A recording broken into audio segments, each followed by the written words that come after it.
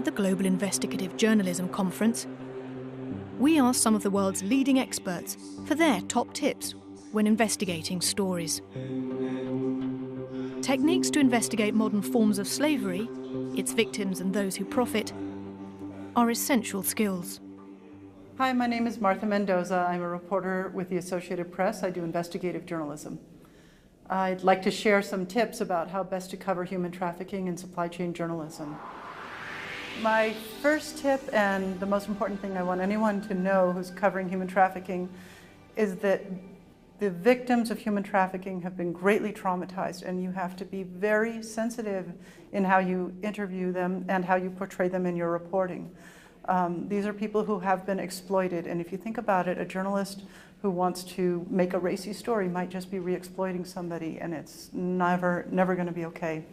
Really specifically, you want to have somebody who has perhaps a social worker or a close friend be the first one to approach and make sure that it's okay for them to even speak with the journalist. So to ask the permission, don't go directly to them. If you can, have somebody who they trust and know already make that request.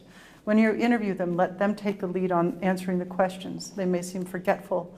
There may be things they don't want to talk about, and you have to be okay with them not wanting to talk about things and letting it go. Interview people first without any cameras, and if they're comfortable with cameras, then move on and use cameras, but not until they give their permission. And at each step of the interview, make it their control. Is it okay? Would you be willing to answer this question?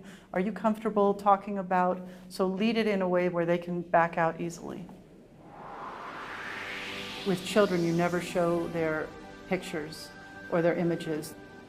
They don't have the maturity or the understanding to give a consent that they want their images used, and that could remain in the digital world for the rest of their lives. So if you interview children who are victims of human trafficking, don't use their images. You can go from eyes up, or just show their hands, or something else that's going to make it more clear that, that it is a child talking, but without giving away their identity. So the third point is about how to cover human trafficking. This is going to be finding victims and finding the sectors that they're working in. The way to go about this initially is probably work with relief organizations and shelters whose number one priority is to protect these people and help rehabilitate them. Get to know a number of shelters and relief groups and ask them if you can be introduced. And this is how you can learn about who's being victimized. Fourth, victims of human trafficking work for somebody. Somebody is making money off of their labor. And so when you're telling these stories, follow the money, find the receipts, find the bills of lading, follow it until you can hold somebody accountable for profiting off the labor, and follow it even further so that people who don't know that items they're purchasing perhaps came from a victim of human trafficking. And that's a way to have these stories make a much bigger impact. Fifth, I don't ever want someone to be surprised by something they read in a paper or see on television that I've reported about themselves.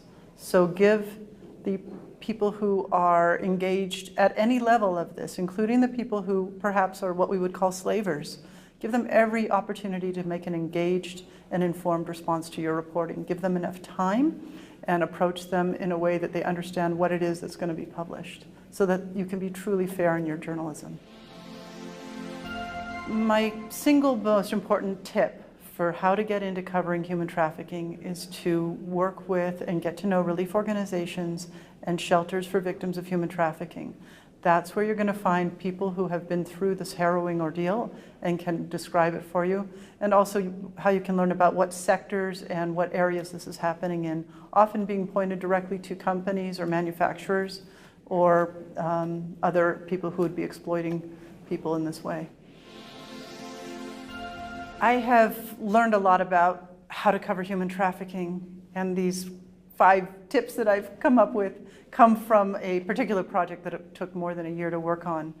For about 18 months working with colleagues, we covered a story that began with men who were enslaved on an island in Indonesia. They were literally being held in cages. These were fishermen who had been forced to live on boats at sea for between 1 to 22 years. Not being paid, not seeing their families, in many cases being beaten. And what we did was we identified them, we interviewed them on this island, and then we followed their fish into port and through the supply chains all the way back to American restaurants and dining tables. The story took a very long time and a lot of effort to report, but in the end, 2,000 men are freed because of the work.